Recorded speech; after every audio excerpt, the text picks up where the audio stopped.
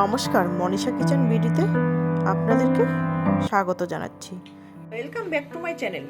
প্রতিদিনের মতো আজকে একটা রেসিপি নিয়ে চলে এলাম। আজকের রেসিপিটি খুবই সিম্পল রেসিপি। আজকের রেসিপিটি হচ্ছে ডিম বেগুন দিয়ে আমি একটা পাতলা ঝোল করব। এই জন্য এখানে আমি হাঁসের ডিম দুটো মাঝখান থেকে চিড়ে নিয়েছি, আর নিয়েছি দুটো বেগুন এরকম সাইজের করে কেটে, আর এখানে নিয়ে নিয়েছি টমেটো, পেঁয়াজ আর কাঁচামরিচটাকে আমি আধা থেতো করে নিয়েছি। এটা একবারে যদি আমি ব্লেন্ড করে দিতাম তাহলে কিন্তু এই রান্নাটা খেতে অতটা ভালো লাগতো না, তাই আপনারা এরকম করে থেতো করে নেবেন। তো চলুন কথা না বাড়িয়ে মূল রান্নায় যাওয়া যাক। আজকের রান্নাটি আমি একেবারেই সিম্পল রান্না করব, যে কেউ চাইলে এই রান্নাটি করতে পারবে। তো চলুন রান্নায় যাওয়া যাক। রান্নার জন্য প্রথমেই আমি এখানে তেল দিয়ে দিব, তেলটাকে গরম করে নিব। এইদিকে ডিমের মধ্যে আমি দিয়ে দিব পরিমাণ মতো লবণ আর হলুদ গুঁড়ো দিয়ে ভালোভাবে মেখে নেব। মেখে নেওয়া হয়ে গেছে। এবারে আমি তেলের মধ্যে ডিমগুলোকে দিয়ে দিব।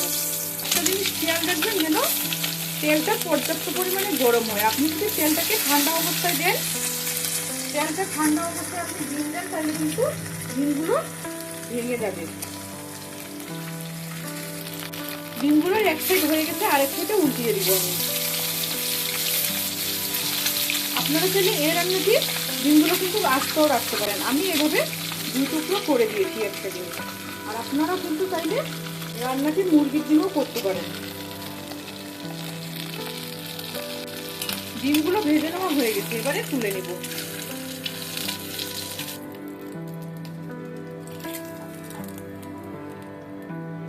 এবারে এই তেলের মধ্যে আমি ভেজে নিব বেগুনগুলোকে।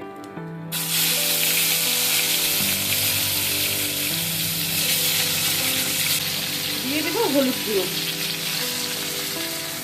আর 1 চিমটি লবণ। লবণটা বেশি দিব না, আমি রান্নার সময় লবণটা দেবো, শুধু একটু পরিমাণে লবণটা দিলাম। এবারে বেগুনগুলোকে আমি ভেজে নিব। বেগুনগুলো দেখতে পাচ্ছেন গাগুলো একবারে পুড়ে পুড়ে গেছে, আমার ভেজে নেওয়া হয়ে গেছে। এবারে তুলে নেব। বেগুনগুলোকে তুলে নিলাম। এই কড়াইয়ের মধ্যে আমি দিয়ে দিব আর একটু তেল। বেগুনটা ভাজতে আমার সব তেলটাই বেগুনটা চুষে নিছে।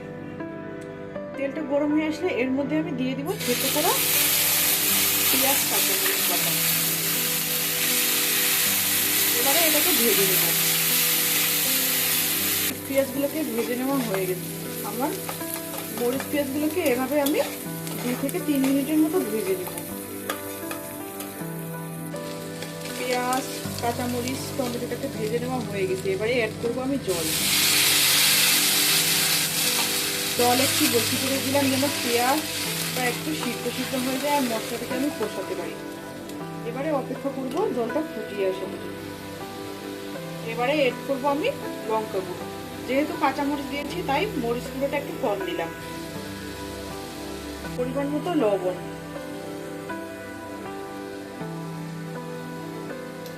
এবারে মশলাটাকে আমি কষিয়ে নেব।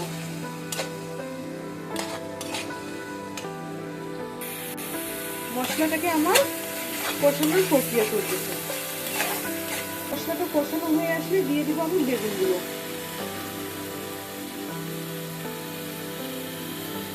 এবারে বেগুন সহ আমি মশলাটাকে কষিয়ে নেব। বেগুনটাকে কষিয়ে নেওয়া হয়ে গেছে। এবারে অ্যাড করবো জল।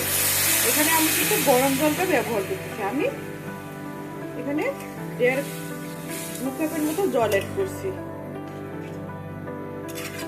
করিয়ে দিব।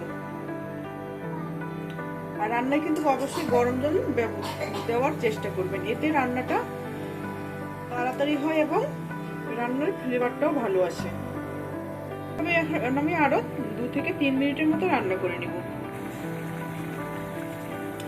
আমার 2-3 মিনিট রান্না করে নেওয়া হয়ে গেছে। যেহেতু আমি বেগুনটাকে আগে ভেজে নিয়েছি তাই আমি বেশিক্ষণ রান্না করব না, কারণ বেগুনটা কিন্তু আমার আগে থেকেই ভেজে নিয়েছি, তখনই সিদ্ধ হয়ে গেছে। এবারে আমি দিয়ে দিব ভেজে রাখা ডিম।